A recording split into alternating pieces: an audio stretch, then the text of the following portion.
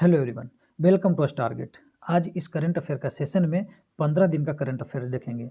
1 जैन 2022 से लेकर के 15 जैन 2022 तक का करंट अफेयर्स। इसमें जो सबसे बेस्ट करंट अफेयर्स है उसको सिलेक्ट किया गया है। जो वन डे जितने भी एग्जाम्स होने वाले हैं, जैसे BPSC CDPO, auditor, UPPSC, SSC, bank, railway और भी वन डे जितने भी एग्जाम्स होंगे उनके लिए बहुत ही ज़्यादा उपयोगी सिद्ध होने वाला है। तो चलिए बिना देर किए शुरू करते हैं। आज का सबसे पहला क्वेश्चन है, हाल ही में प्रधानमंत्री मोदी ने अवगढ़नाथ मंदिर में पूजा अर्चना की। यह मंदिर किस शहर में स्थित है? किस शहर में स्थित है अवगढ़नाथ मंदिर, जहां पर प्रधानमंत्री मोदी जी ने पूजा पाठ किए? तो यह सही आंसर है मेरठ। मेरठ कहाँ है? उत्तर प्रदेश में। ठीक ना। उत्तर प्रदेश की राजधानी कहाँ है? लखनऊ। और वहाँ के सीएम कौन है अभी? योगी आदित्यनाथ। और उत्तर प्रदेश में भी चुनाव भी होने वाले हैं। भुवनेश्वर कहाँ का राजधानी है? उड़ीसा। मुंबई कहाँ का राजधानी है? महाराष्ट्र। मध्य प्रदेश का राजधानी क्या है? भोपाल। चलिए नेक्स्ट देखते हैं। हाल ही में शिक्षा मंत्री धर्मेंद्र प्रधान ने देश भर में 100 दिवसीय पठन अभियान पढ़े भारत शुरू किया है, जो किस भाषा में आनंदमय पठन संस्कृति को बढ़ावा देने पर जोर देता है? तो सही आंसर है मातृभाषा, क्षेत्रीय भाषा और स्थानीय भाषा। आप ये तीनों भाषा में अब नई शिक्षा नीति में इंक्लूड किया गया है कि अब तीनों भाषा में बच्चों को पढ़ाने के लिए पढ़े भारत अभियान जो है शुरू किया जाएगा।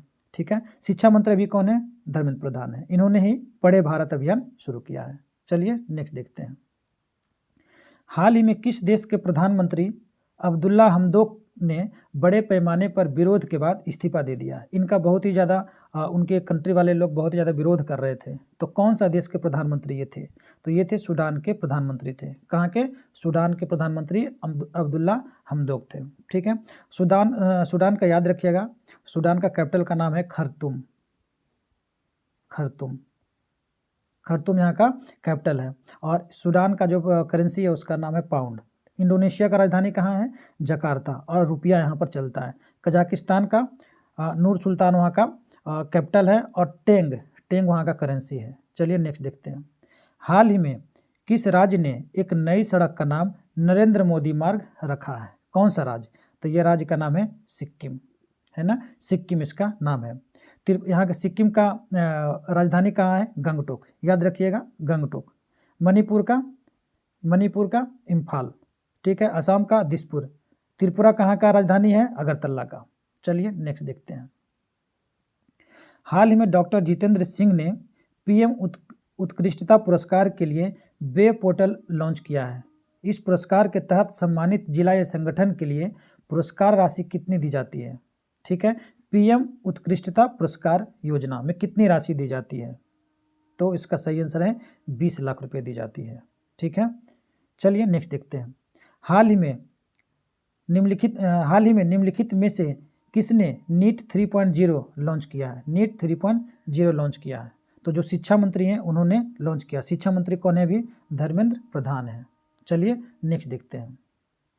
निम्नलिखित में से कौन दक्षिणी ध्रुव पर अकेले ट्रैक करने वाली पहली भारतीय मूल की महिला बन गई है? दक्षिणी ध्रुव पर अकेले ट्रैक करने वाली भारतीय मूल की पहली महिला बन गई है। उनका नाम है हरप्रीत चांडी। कौन है? हरप्रीत चांडी।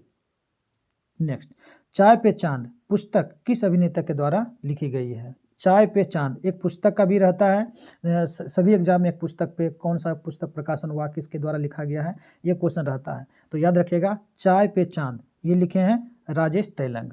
कौन लिखे हैं? राजेश तेलंग, चांद पे चाय। चलिए नेक्स्ट देखते हैं।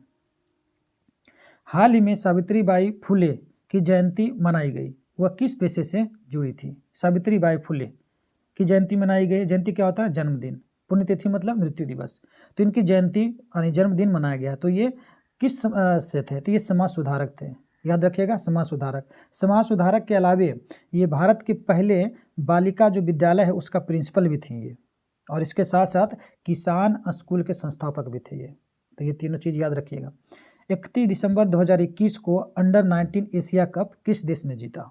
सभी जानते होंगे, भारत ने जीता। 8वीं बार जीता। 8वीं। सेमीफाइनल में कौन कौन था?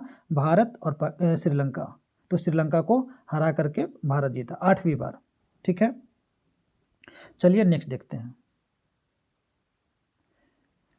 हाल ही में Kalpana Chawla centre for research in space science and technology का उद्घाटन किस विश्वविद्यालय ने किया? Kalpana Chawla centre for research in space science and technology, तो यह यूनिवर्सिटी का नाम है चंडीगढ़। चंडीगढ़ विश्वविद्यालय में एक सेंटर बनाया गया है कल्पना चावला जी के नाम से।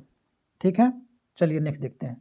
कर्नाटक सरकार ने ई रूपी को सक्षम और कार्यान्वित करने के लिए NPCI national payment corporation of India, इसका फुल फॉर्म याद रखिएगा, national payment corporation of India, तो NPCI और किस बैंक के साथ भागीदारी की है?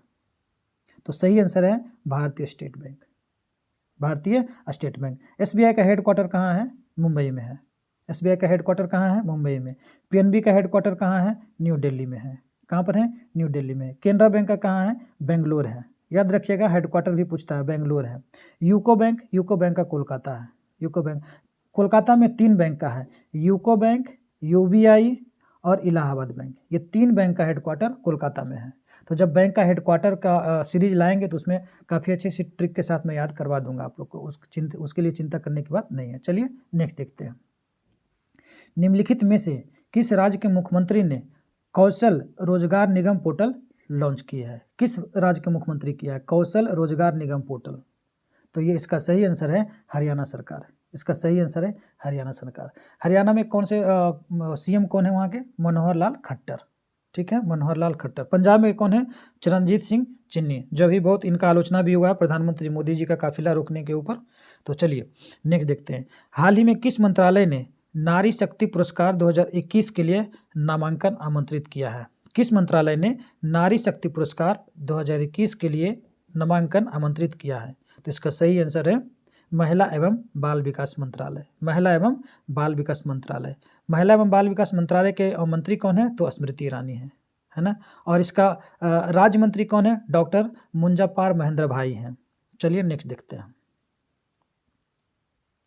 निम्नलिखित में से किस पहली महिला को ONGC oil and natural gas की अध्यक्ष और प्रबंध निदेशक के रूप में नियुक्त किया गया है? किसको किया गया? ONGC एक महारत्ना कंपनी है, ONGC, इसका अध्यक्ष और प्रबंध निदेशक के रूप में बनाया गया है।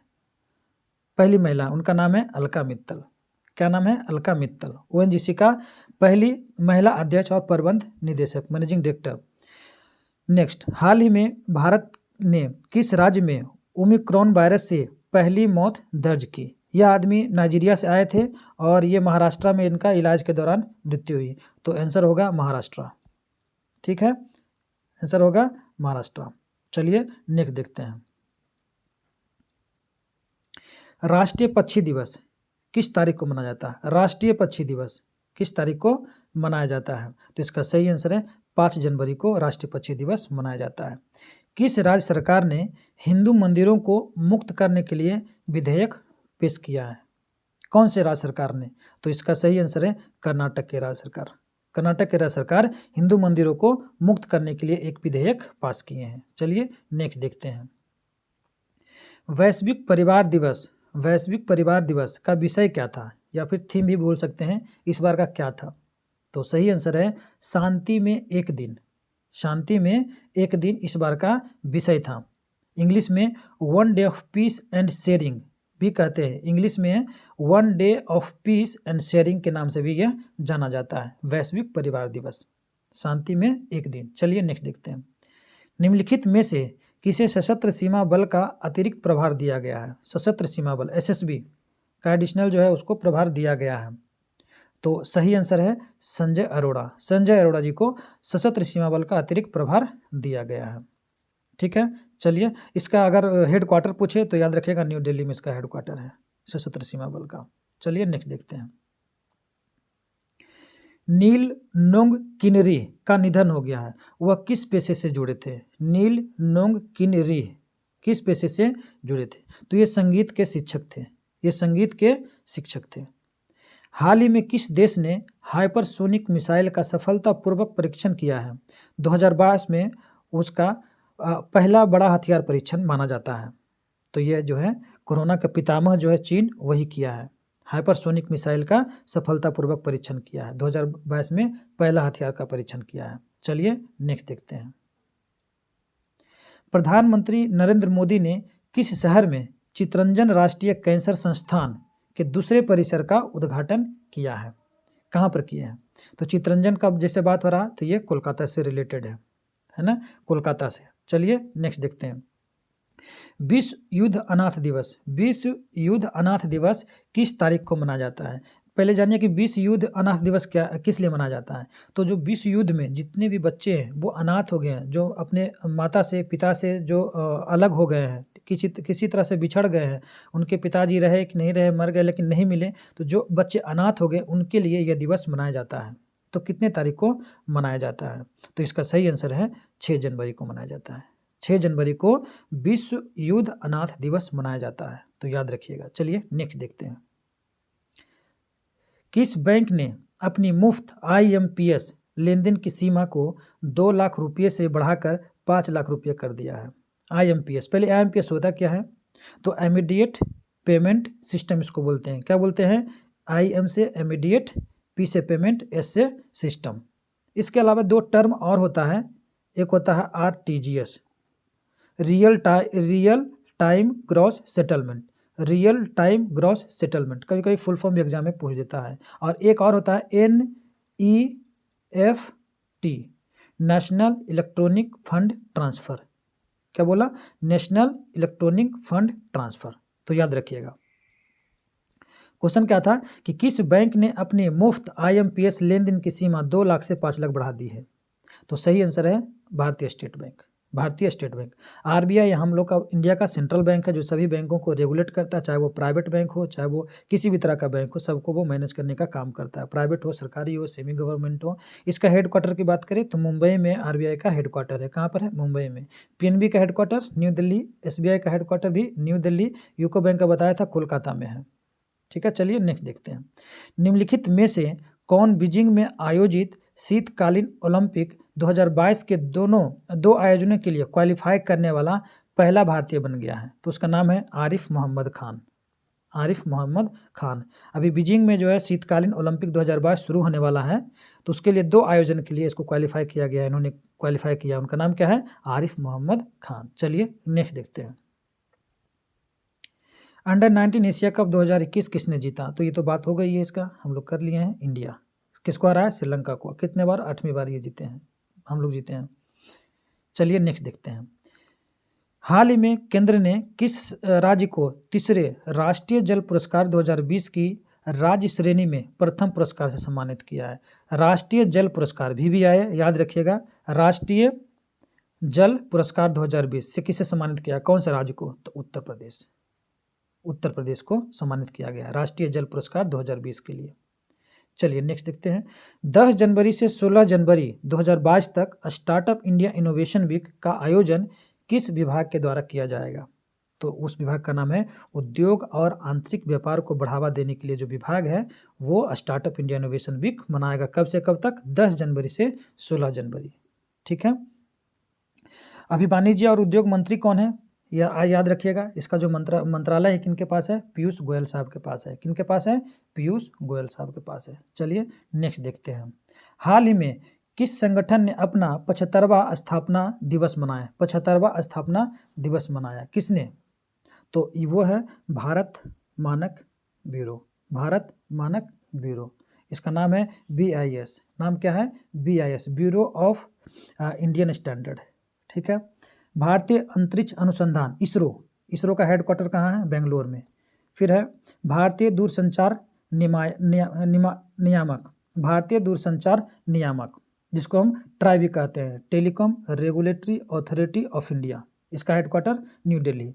प्राधिकरण भारतीय प्रतिभूति विनिमय बोर्ड, इसको क्या बोलते हैं? शॉर्ट फॉर्म में सेबी भी कहते हैं, security and exchange board of India. यही शेयर मार्केट को टोटल को मैनेज करता है। कैपिटल मार्केट को मैनेज ये करता है और बैंकों को RBI। ठीक है। चलिए नेक्स्ट देखते हैं। निम्नलिखित में से किसने 24वें ई-गवर्नेंस सम्मेलन 2020-21 को संबोधित किया? ई-गवर्नेंस, ई से जैसे इलेक्ट्रॉनिक का नाम आएगा, ऑनलाइन इंफॉर्मेशन टेक्नोलॉजी का बात आए तो याद रखिएगा डॉक्टर जितेंद्र सिंह, क्योंकि इंफॉर्मेशन टेक्नोलॉजी के मिनिस्टर जो हैं डॉक्टर जितेंद्र सिंह हैं। ठीक है। तो 24वें ई-गवर्नेंस सम्मेलन 2021 को संबोधित किसने किया? डॉक्टर जितेंद्र सिंह। नेक्स्ट, हाल ही में चुनाव आयोग ने बड़े राज्य में संसदीय और विधानसभा चुनाव में उम्मीदवारों के लिए व्यय सीमा में कितनी राशि बढ़ा दी गई है। तो अब संसदीय अगर कोई सांसद चुनाव लड़ता है तो वो कितना खर्च कर सकता है, और एक विधानसभा विधायक चुनाव लड़ता है तो वो कितना खर्च कर सकता है। तो जो सांसद होते हैं वो 95 लाख रुपए खर्च करेंगे संसद के चुनाव में, और विधानसभा के चुनाव में विधायक 40 लाख रुपए खर्च कर सकेंगे। तो ये याद रखिएगा, ये भी एक बहुत बड़ा अपडेट है। चलिए नेक्स्ट देखते हैं। किस देश ने वर्ष 2025 तक ग्लोबल रोबोटिक्स इनोवेशन हब बनने के लिए अपने लक्ष्य को प्राप्त करने के लिए 5 साल का रोड मैप की घोषणा की है। ग्लोबल रोबोटिक्स इनोवेशन हब बनाने के लिए अपने 5 साल के लिए वो जो है रोड मैप तैयार किया है। तो वो कंट्री का नाम है चीन। ठीक है, कोरोना का पिता चीन। चलिए नेक्स्ट देखते हैं। निम्नलिखित में से किसे रेलवे बोर्ड के अध्यक्ष और सीईओ नियुक्त किया गया, बनाया गया है। तो विनय कुमार त्रिपाठी जी को बनाया गया है रेलवे बोर्ड के अध्यक्ष और सीईओ। सीईओ क्या होता है? Chief executive officer. Vinay Kumar Tripathi, B K Tripathi को बनाया गया है। चलिए नेक्स्ट देखते हैं। प्रधानमंत्री मोदी ने किस शहर में मेजर ध्यानचंद स्पोर्ट यूनिवर्सिटी की आधारशिला रखी है?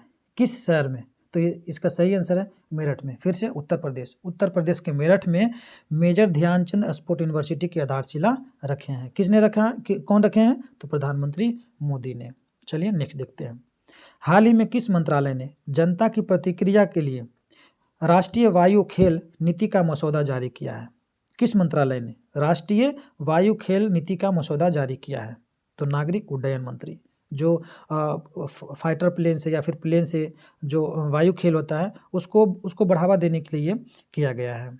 ठीक है, चलिए नेक्स्ट देखते हैं। 37।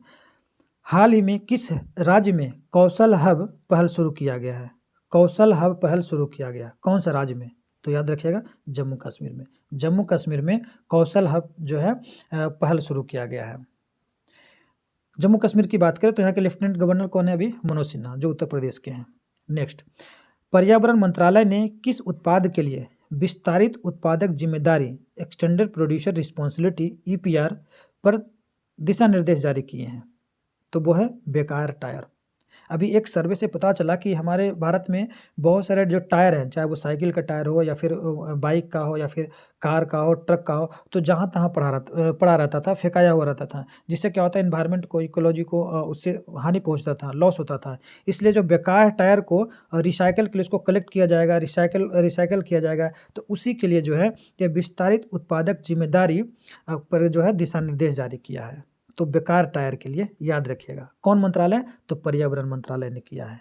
ठीक है, पर्यावरण मंत्रालय ने किया है। चलिए नेक्स्ट देखते हैं। निर्भया कड़ी अभियान से कौन सा राज्य जुड़ा हुआ है?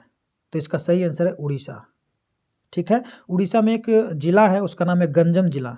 तो गंजम जिला जो है, जो बाल विवाह, जो 18 साल से नीचे की लड़की है, महिला है, उनका जो शादी है वो आज तक जो पूरा एकदम आज तक बाल विवाह मतलब हुआ ही नहीं है वहाँ पे।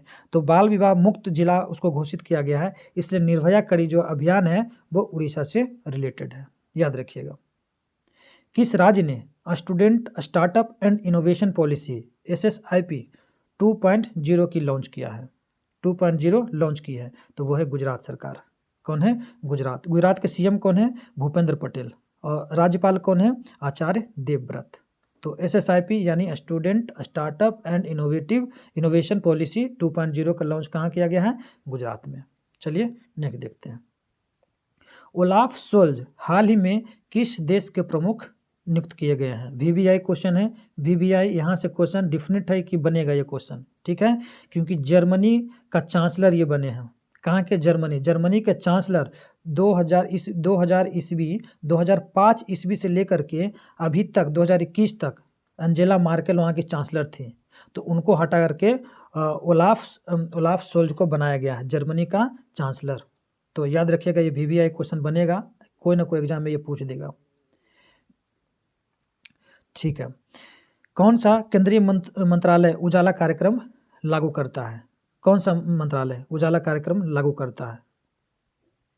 उजाला कार्यक्रम, तो सही आंसर है विद्युत मंत्रालय। चलिए नेक्स्ट देखते हैं। जल शक्ति मंत्रालय द्वारा जल संरक्षण के प्रयासों में किस राज्य को सर्वश्रेष्ठ राज्य का दर्जा मिला है? जल संरक्षण के प्रयासों को सराहा गया, किस राज्य को जो है सर्वश्रेष्ठ राज्य का दर्जा मिला है, किसको मिला है? तो सही आंसर है फिर से उत्तर प्रदेश। किसको है? उत्तर प्रदेश है। चलिए नेक्स्ट देखते हैं। कौन सा SCO संघाई सहयोग संगठन के नए महासचिव के रूप में पदभार संभाला है? SCO संघाई सहयोग संगठन का, तो ये चीन के आदमी हैं राजनाइक झांग मिंग, इसको जो है महासचिव बनाया गया है, नया महासचिव बनाया गया है। चलिए नेक्स्ट देखते हैं। किस केंद्रीय पर्यटन मंत्री ने गोवर्धन मथुरा उत्तर प्रदेश में प्रसाद का फुल फॉर्म देख लीजिए, pilgrimage rejuvenation and spiritual heritage augmentation drive परियोजना का वर्चुअल उद्घाटन किया है? किसने किया है? तो सही आंसर है जी किशन रेड्डी। चलिए नेक्स्ट देखते हैं। किस मंत्रालय ने DPIIT यानी department for promotion of industries and internal trade 10 से 16 जनवरी तक स्टार्टअप इंडिया इनोवेशन वीक का आयोजन कर रहा है? उस टाइम पूछा था कौन सा राज्य, तो गुजरात था, और यहाँ पर पूछ रहा है कि कौन सा मंत्रालय इसको स्टार्ट कर रहा है। ठीक है, तो वाणिज्य और उद्योग मंत्रालय। चलिए नेक्स्ट देखते हैं। केंद्रीय मंत्री डॉक्टर जितेंद्र सिंह ने किस राज्य में भारत के पहले ओपन रॉक संग्रहालय कहाँ बनाया जा रहा है? तो उसका सही आंसर है हैदराबाद में। यहाँ पर क्या होगा ओपन रॉक संग्रहालय में? तो लगभग 35 तरह का विभिन्न प्रकार का चट्टानों को वहाँ पे प्रदर्शित किया जाएगा, जो विभिन्न जगह से, विभिन्न स्टेट से, विभिन्न प्लेस से लाया जाएगा, जैसे उड़ीसा, तमिलनाडु, उत्तराखंड, झारखंड, जम्मू कश्मीर, ये सब जगह से ला करके वहाँ पे मतलब कि अपना रॉक में, पत्थर में डाइवर्सिटी दिखाएगा, कितने तरह का पत्थर होता है। ठीक है, तो कहाँ पर किया जाएगा इसका उद्घाटन? हैदराबाद में, हैदराबाद का म्यूजियम में। उसका नाम क्या है? ओपन रॉक संग्रहालय। ठीक है, चलिए नेक्स्ट देखते हैं। किस सुरक्षा बल ने देश भर के प्रमुख रेलवे स्टेशनों पर 244 मेरी सहेली टीमों को तैनात किया है? सीमा सुरक्षा, रेलवे सुरक्षा बल, सरकारी रेलवे पुलिस, या फिर केंद्रीय औद्योगिक सुरक्षा बल? तो सही आंसर है GRP। ठीक है, गवर्नमेंट रेलवे पुलिस, GRP जो है लाएगा। चलिए नेक्स्ट देखते हैं। तो गाइस ये जो था फर्स्ट पार्ट हमने किया है, हम लोग जो है फर्स्ट पार्ट किया है। ठीक है, 1 से 15 जनवरी तक का करंट अफेयर का फर्स्ट पार्ट। इसका दूसरा पार्ट जो है कल आ जाएगा, तो दोनों पार्ट देख लीजिएगा। तो 1 जनवरी से 15 जनवरी 2022 तक का करंट अफेयर आपका कंप्लीट हो जाएगा। तो गाइस अगर अच्छा लगा होगा वीडियो तो लाइक शेयर सब्सक्राइब कर सकते हैं। Thank you so much.